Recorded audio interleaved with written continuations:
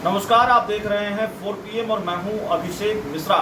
देखिए, कई बार सियासत के माहिर उस्ताद माने जाने वाले सियासतदान भी पैर पर कुल्हाड़ी मार लेते हैं और पैर पर कुल्हाड़ी मारने के बाद पछतावा भी होता है, लेकिन कहावत है कि अब पछतात होत क्या जब चिड़िया चुग गई खेत। बिहार में दो राजनीतिक दलों से ऐसा ही हो गया है या दो नेताओं से ऐसा ही हो गया है। सियासत के चाणक्य माने जाने वाले मुख्यमंत्री नीतीश कुमार ने भी क्या पैर पर कुल्हाड़ी मार ली और क्या चिराग पासवान ने भी पैर पर कुल्हाड़ी मार ली और अब उसके संभावित राजनीतिक नुकसान से वो बेचैन हैं। हमारे साथ बिहार के जाने माने पत्रकार जयकृष्ण सर हैं और जाहिर है इनसे समझने की कोशिश करेंगे। हमारा जो सवाल है वो वक्फ संशोधन अधिनियम बिल के संदर्भ में है। समर्थन किया संसद में इस बिल का चिराग पासवान ने, हालांकि कुछ तेवर भी दिखाए बीजेपी को, मोदी को, लेकिन जेडीयू और चिराग पासवान ने जितना आक्रामक होना चाहिए था इस बिल को लेकर उतना आक्रामक नहीं, वो कमोबेश समर्थन ही किया है और समर्थन ही किया है। और दूसरी मुश्किल ये है कि एक तो मुस्लिम वोटरों के छिटकने का भय है और पार्टी के अंदर भी जो मुस्लिम नेता हैं उनके अंदर भी नाराजगी है। जेडीयू और चिराग पासवान की पार्टी के अंदर ये स्थिति है, तो पैर पर कुल्हाड़ी मारी है और इसका क्या राजनीतिक नुकसान हो सकता है, क्या राजनीतिक नुकसान हो सकता है और वाकई क्या पैर पर कुल्हाड़ी मार ली पहले और अब बेचैन हैं? देखिए, आपका जो सवाल है उसमें एक लाइन बहुत अच्छे से सेट करेगा कि दुविधा में दोनों गई न माया मिली न। तो होता क्या है कि राजनीति में कई बार परिस्थिति ऐसी आती है कि जब आपको स्पष्ट निर्णय लेना पड़ता है कि यस या नो। तो अगले साल विधानसभा चुनाव होना है, अगर तय समय पर हुआ तब। वैसी स्थिति में आप देख लीजिए कि अभी बिहार की राजनीति में कई नए पहलवान भी आ गए हैं और मुस्लिम वोट जो होता है वो न सिर्फ बिहार बल्कि पूरे राष्ट्रीय राजनीति की हम बात कर रहे हैं तो अधिकांश क्षेत्रों में वो जोड़न का काम करता है। और इसीलिए बीजेपी की ओर से भी कोशिश होती है, ऐसा नहीं है कि बीजेपी मुस्लिम वोट को बिल्कुल नकारती है, वो भी अपनी ओर से कोशिश करती है कि हमको भी कुछ मिले और मिलता भी है। खुद प्रधानमंत्री नरेंद्र मोदी जी पसमानदा मुस्लिम की राजनीति करते रहे, ये सारी चीज़ें रही। तो मुसलमानों की भी एक बड़ी आबादी हमारे देश में, आप उनको किसी भी व्यवस्था से अलग करके नहीं देख सकते। सब लोग मिल के चलते हैं, तभी तो ये हमारे देश के लोकतंत्र की खूबसूरती। अब हम आते हैं वक्फ संशोधन बिल पर।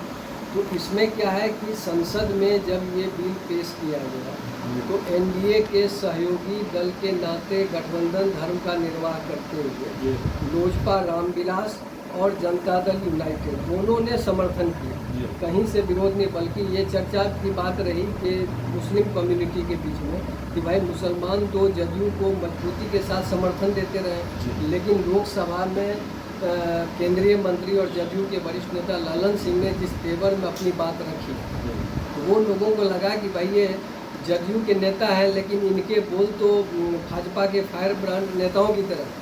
हालांकि चिराग पासवान की ओर से ऐसी बात नहीं रही। अब सवाल उठता है कि अभी वो बिल जो है जेपीसी यानी संयुक्त संसदीय समिति के विचारार्थ है, जहां बड़ी तेज़ी से सुनवाई हो रही है। और जैसी कि जानकारी आ रही है कि लोकसभा अध्यक्ष ने उस समिति को ये कहा है कि शीतकालीन सत्र शुरू होने से पहले आप अपनी रिपोर्ट दे दीजिए।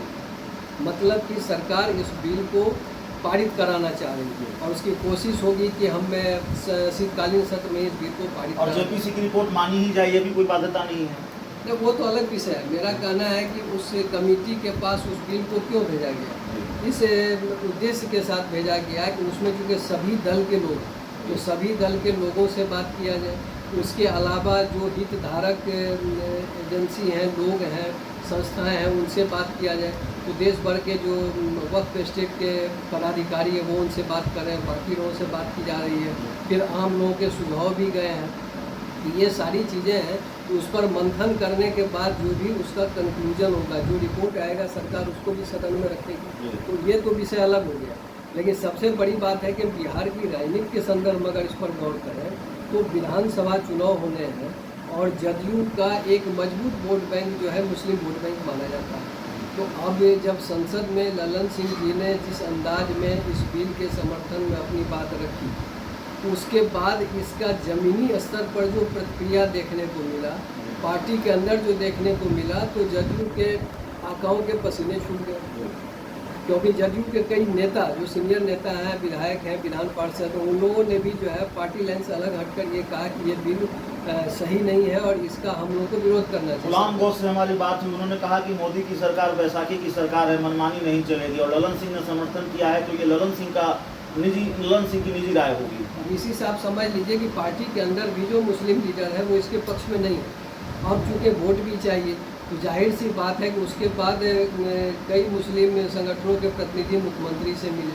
इधर चादरपोशी में भी आप देख रहे हो कि मुख्यमंत्री जी कई जगहों पर गए हैं। तो खैर ये तो धार्मिक मसला है, श्रद्धा की बात है, वो होना ही चाहिए, पहले भी हो रहे हैं। तो एक बात तो ये है कि ये तस्वीरें बता रही है कि वो मुस्लिम कम्युनिटी की नाराज़गी दूर करने की कोशिश कर रहे हैं। अब बात कर लें हम चिराग पासवान जी की, तो चिराग पासवान जी से भी जैसी सूचना है कि कई संगठन के नेताओं, मुस्लिम प्रतिनिधियों ने मुलाकात की और उनसे आग्रह किया कि आप इस बिल का विरोध करिए, ये बिल मुसलमानों के हित में नहीं है और जो वक्त की ज़मीनें हैं इस बिल के जरिए उनके हाथों से छीन जाएगी। ऐसी सूचना है कि चिराग पासवान जी ने सकारात्मक भरोसा दिलाया।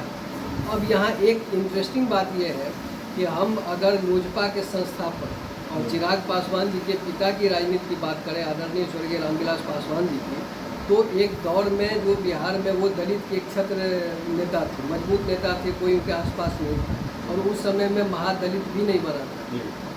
उसमें उनके साथ जो है वो मुसलमानों के बीच भी बहुत लोकप्रिय थे। तो दलित मुस्लिम समीकरण बना करके उन्होंने व्यापक जन समर्थन हासिल किया और चुनावी राजनीति में जो सफलता मिली उसके पीछे इस फार्मूले की बहुत बड़ी भूमिका मानी गई। लेकिन रामविलास पासवान जी बाद के दिनों में इस वोट बैंक को ठीक से संभाल नहीं पाए और उनके निधन के बाद चिराग पासवान जी की जो शुरुआती राजनीति रही उसमें कहीं न कहीं ये मुस्लिम वोट बैंक छिटक गया और शायद भरोसा की कमी रही हो और वो दलित की राजनीति करने लगे। लेकिन अब जो है जब ये 100% स्ट्राइक रेट के साथ लोकसभा चुनाव में उन्होंने 5 सीट जीता, तब उनका रुझान मुस्लिम वोट बैंक की ओर भी गया और इससे ये संकेत मिलता है कि वो फिर से अपने पिता के फार्मूले को दोहरा करके बिहार की राजनीति में एक मजबूत पार्टी चलना चाहते हैं, यानी दलित मुस्लिम समीकरण। अब उस समीकरण को प्रभावी बनाने के लिए ये बेहद ज़रूरी है कि मुसलमानों से संबंधित कोई भी स्टेट उनका ऐसा हो जो उस कम्युनिटी के बीच में भरोसा पैदा कर सके।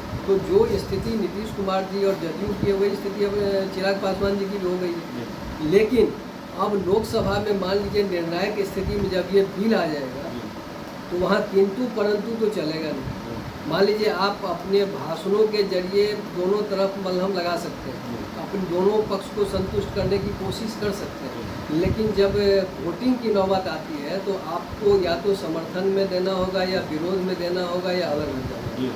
तो आप जब केंद्र की सरकार में है तो विरोध में तो आप करेंगे नहीं और वॉकआउट करना या मान लीजिए उससे अपने आप को अलग करना भी मौन समर्थन माना जाता है। मौन समर्थन माना जाता है। तो ये निर्णय लेना नीतीश जी के लिए और चिराग जी के लिए मौजूदा राजनीतिक परिस्थिति में मुश्किल भरा हो सकता है। अब ये देखना होगा कि फंसे हुए दोनों कि अब करें तो करें क्या, क्योंकि इसमें बीच का कोई रास्ता मुझे नहीं लगता है कि दिख रहा है। इनको क्लियर कट लेना होगा, तो ये एक निर्णायक स्थिति हो सकती है।